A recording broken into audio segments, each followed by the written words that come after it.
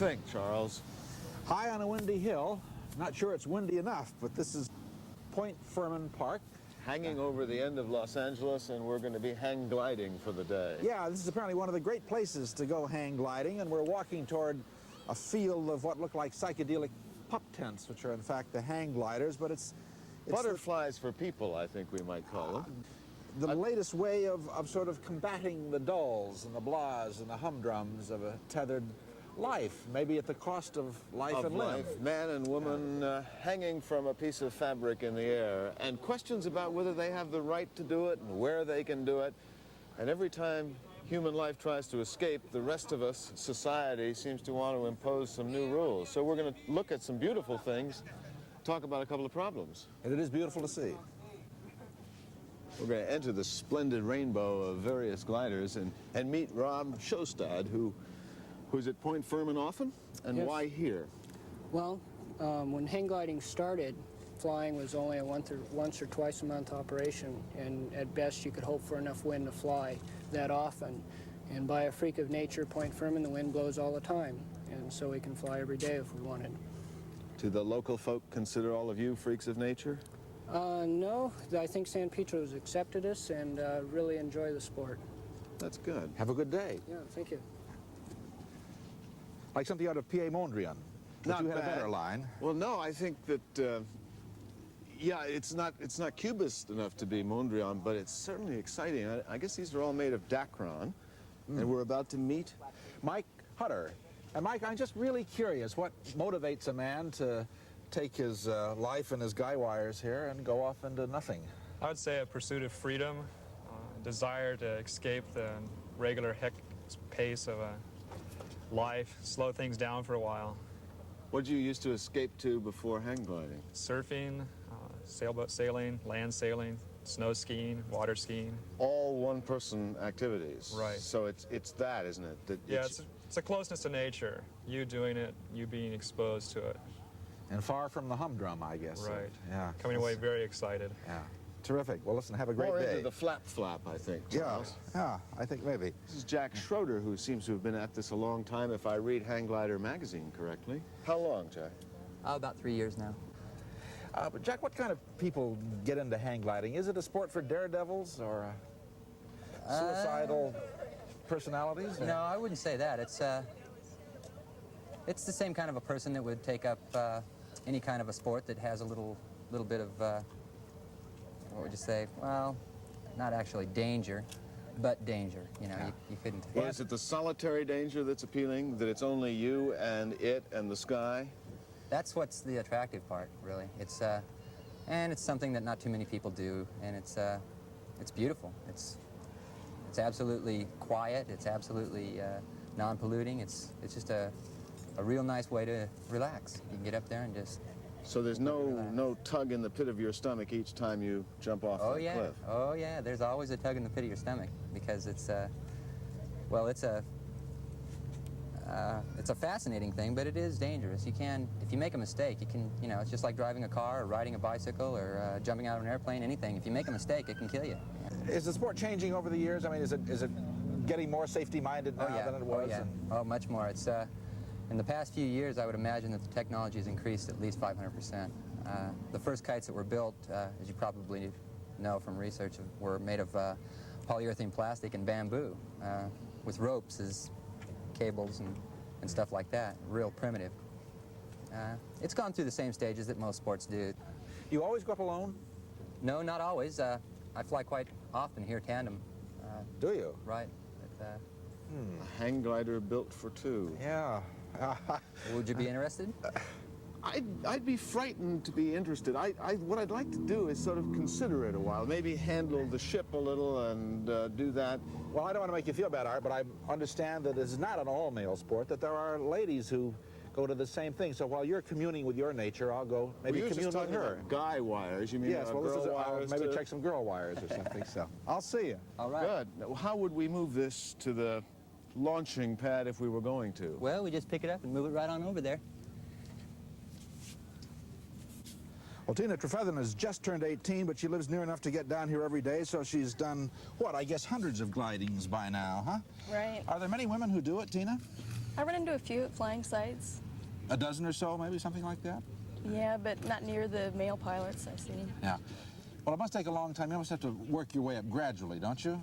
Right, from a novice to an expert takes quite a few months, but they have some good sky schools now where expert flyers are taking the novices all the way through intermediate and expert classes with maximum amount of safety. So you've been doing it how long, actually? Close to 9 months, 10 months. What was your first leap? I'm just curious. Started on about a 40-foot hill, and I learned sort of a crash course, and within a day I was going off an 800-foot hill. Wow. You ready?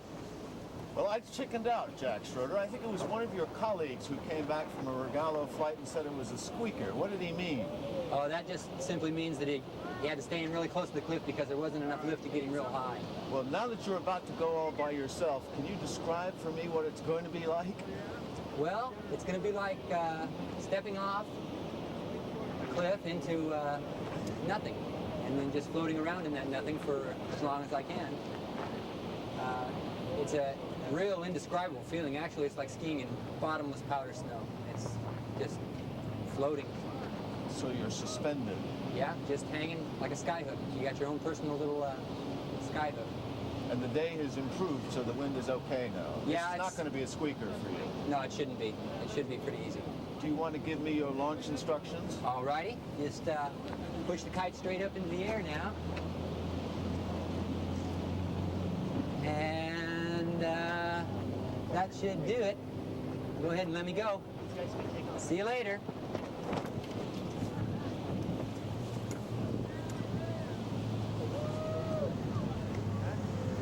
That's pretty beautiful.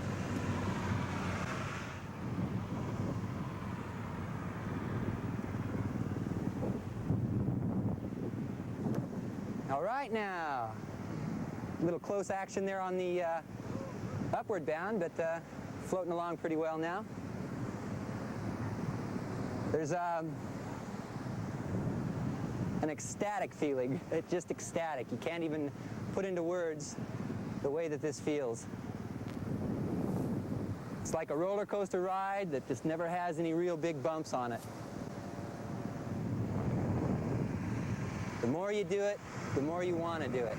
The smoothness of the air, the feel of the wind in your face, it's incredible. Careful there, boy. This is home.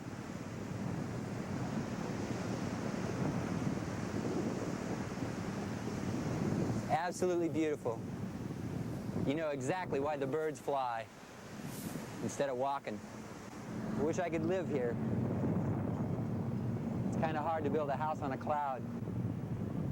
Best way I can express it is just a giant scream. Yahoo! Dave Cronk runs high-performance hang gliders. Yeah, how many kites do you suppose exist now, have been sold? Well, by manufacturers, there have probably been maybe 30,000. Where's your marketplace? Is it here in California, or? It's 75–80% out of California. Out of California? Right. Yeah. Well, I've been amazed looking around today, Dave, and just the varieties of not only colors, but sizes and shapes. Now, this is a particular kind, but how did hang gliders begin in terms of design? What was sort of the pioneer design? Essentially, the Regalo is what started the whole thing. Regalo is a triangular shape, almost looks like a kite, and it's very simple and very easy to fly and very forgiving, and that's probably why it became so popular so fast. Yeah. Safer, but what, maybe more limited in terms of what it can do? Limited in performance, but very safe. This is what that you're making here now. This is called the Quicksilver. It's a Quicksilver. It's a rigid wing monoplane, and the performance is maybe twice that of a Regalo. But you pay for it in terms of complexity and hassles as far as lugging it around goes and building. So slower to set up, and it's really kind of a two-man operation to get in. In other words, you don't get anything for free. The extra performance costs you extra hassles. Right. In terms of weight, is it heavier? It looks heavier than it's about 60 pounds, whereas most Regalos are about 40. It seems to me that what hang gliders can do has been increasing phenomenally since it began 2 or 3 years ago. Well, a lot of that's due to the pilots, what they've learned, not necessarily the hang gliders. Most of the records have been set on Regalos, essentially because there's more people flying them. I think the record for duration is on a Regalo, and it was about 10.5 hours. Someone went about 25 miles distance in a Quicksilver, and flights have been as high as about 15,000 feet. Well, I would assume that the manufacturers are now probably dominating the field, but are there still people trying to make their own hang gliders? There are a few. We kind of try to discourage it because a lot of people don't know what they're doing unless they have an aeronautical background. It can be very dangerous. Taras Kiceniuk is 20, a student at Caltech, but he's already kind of one of the pioneer designers in the field of hang gliders. How did you get into hang gliding originally? Well, I saw an ad for a set of hang glider plans in I think it was something in a boys magazine. It was like in a doctor's office, and they said something about for $20 you can build this and have a great time. So I sent away for the plans, and they were plans for a bamboo and plastic Regalo wing. That was about five and a half years ago now. So I built that with a few modifications, and then, well, we flew that with a couple of friends of mine and myself flew it. Later we built a modified version of that, which was mostly just strengthened, this similar plan form. And but basically the big sort of triangular deltoid shape, I guess. Yeah, that's the Regalo wing that Francis Regalo developed. They were going to use them for spacecraft recovery, among other things. But it was a lot of fun to fly, but it was pretty limited in its performance, and that was pointed out particularly at this first meet they had back in ~71, where there was a big gathering of a couple of Regalo wings, ours among them, and some fixed wings. And the fixed wings at that point were these kind of circa 1905 biplane gliders that Kiceniuk had built. And they were pretty impressive, and they had a nice performance and flew slowly, but they were totally uncontrollable. Yeah. So after that, I started thinking about how I could build a fixed wing, probably, in any case, a high-performance hang glider that would be controllable. And that led to this Icarus series, I guess, didn't it? Yeah, that led to the Icarus 1, which I built in the month following the meet, and then the Icarus 2. Both of these were flying wing biplanes. And after flying the twos and building the biplanes and flying those for a while, I started looking for ways to improve it again. One of the things that bothered me was when flying the biplane, as you look to the side, all you see is the bottom wing. So for the interest of visibility and performance, I miss half the fun, I should think. Yeah, right. And led to the monoplane. Yeah. So this is the Icarus 5, fixed wing monoplane. So how long have you been flying this one? I built this about a year and a half ago now, and I've been flying it off and on since then. Well, now what sort of altitudes do you get in with this one then? Oh, you can go just about as high as you want. I've been up to about 4,000 feet above the ground. That was a 3,000-foot gain from where I took off. Mostly you're limited by the temperature. You get so uncomfortably cold that you don't want to go any higher. Well, I gather you've got another project, which is something I didn't know about. There's a Kramer Prize for a self-propelled vehicle, flying vehicle. Is that right, essentially? Yeah, this fellow Kramer, this crazy Englishman, is, well, I shouldn't say that. He's crazy, he has to be English, right.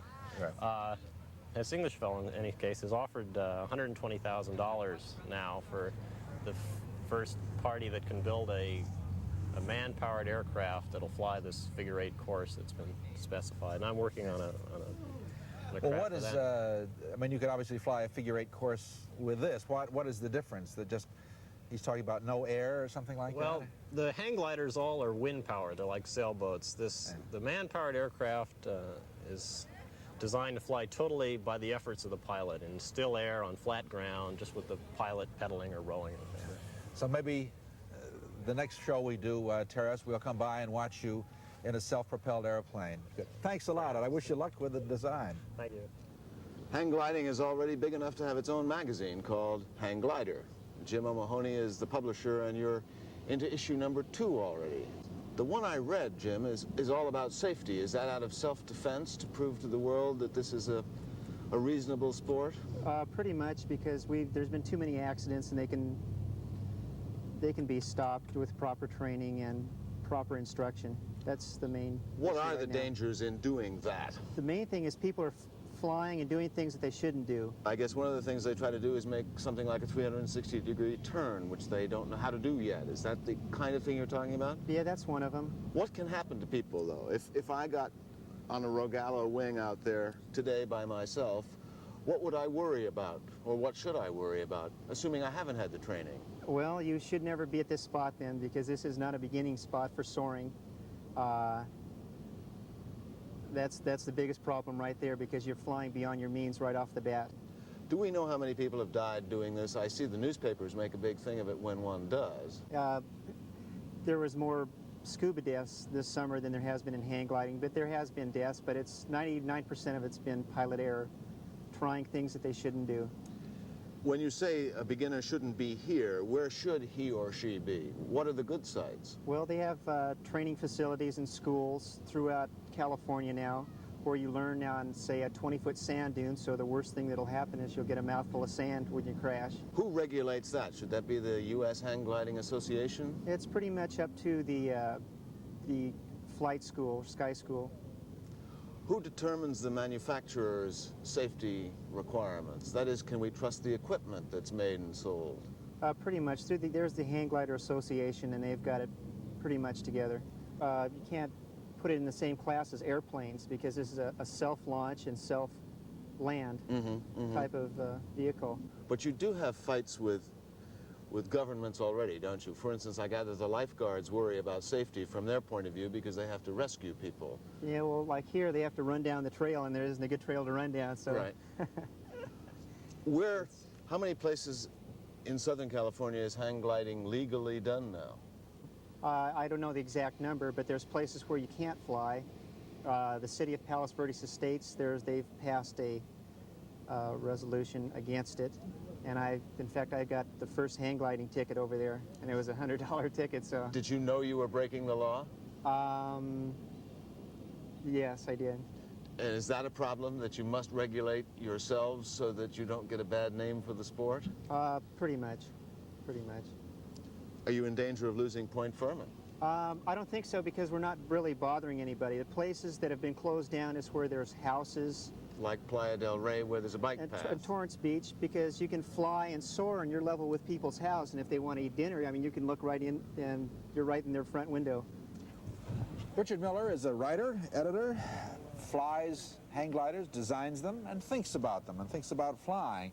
I guess men have been thinking about flying for centuries, haven't they?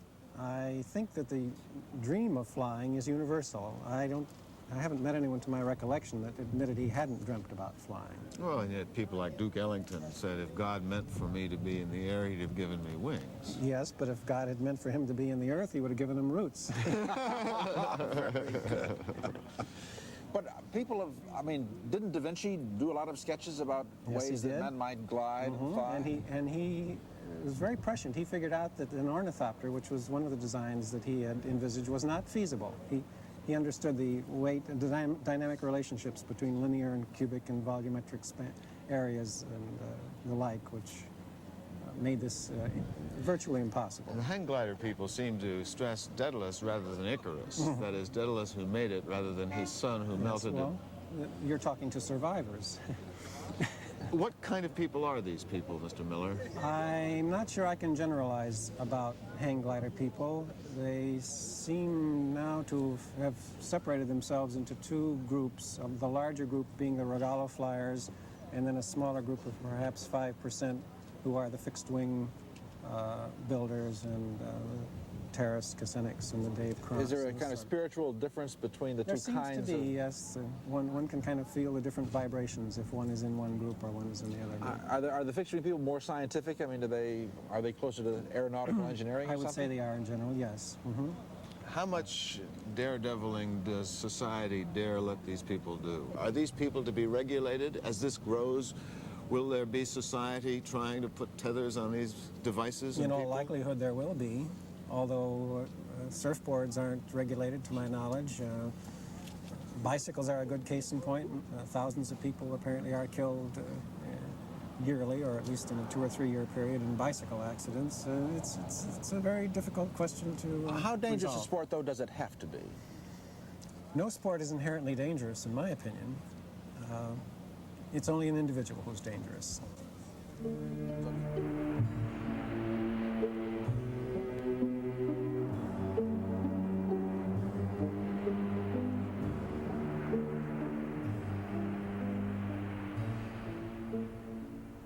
In this fading light of the day, Art, I have a funny feeling of being suspended in time. There's something Jules Vernean about these shapes. It's brand new and yet very old.